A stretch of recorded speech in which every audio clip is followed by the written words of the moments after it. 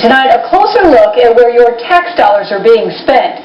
Last night, we showed you how some people in western Maine aren't happy with a new wind farm in their backyards. Well, now we are turning our focus on who paid for those turbines. As News 13's Jack Risa shows us in his Waste Watch report, the answer is, it was you.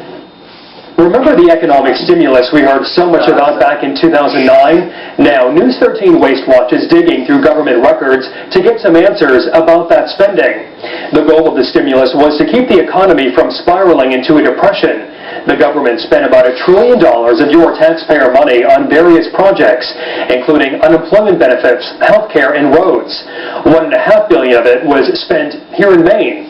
At the top of that list, more than $100 million to build a wind farm in Oxford County. There's people in this area that can't put food on their tables, but they can spend $100 million to put that up there. 1 full year into operation, the Record Hill Wind Project is generating power, enough for 20,000 Maine homes. We're really pleased with how they're progressing, things are moving. But it's also generating anger. The stimulus was supposed to create jobs in Maine. While hundreds worked to build the site, today Recovery.gov reports the project created 0 jobs. Nobody from Roxbury, Rumford, Byron, nobody has a job up there. There are no jobs. So that was all smoke. This project was built using a stimulus loan from the Department of Energy. The economics of wind just simply don't work. The wind industry would not exist without unduly favorable subsidies. The same federal loan program paid to build a solar panel factory in California. Solyndra later filed for bankruptcy, leaving taxpayers on the hook for close to $400 million. It's an absurd. Brad Blake with the Citizens Task Force on Wind Power fears the same thing will happen here in Maine.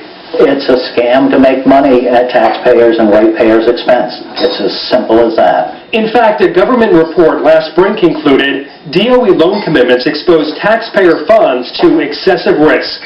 But Record Hill insists the loan wasn't a mistake, but a smart investment. What we can say is that we're using the proceeds from the electricity sales to pay for that, and we are ahead of schedule. So the company does plan to pay back that loan? Absolutely. Yes, it's our obligation to pay it back. The Department of Energy wouldn't talk about the loan at all. They claim that's, quote, business-sensitive information. One of the problems with the wind companies is lack of transparency. And I say that if you take taxpayers' dollars, you need to be more transparent. Blake says the company is effectively double-dipping, using taxpayer money again, this time a $30 million federal grant to pay off the loan. That helped them pay down some short-term loans at very high rates that were coming due. So the question that still remains, will taxpayers ever get their money back? It winds me up. For now, that question is up in the air, blowing around in the wind. John Crisos, News 13 Waste Watch.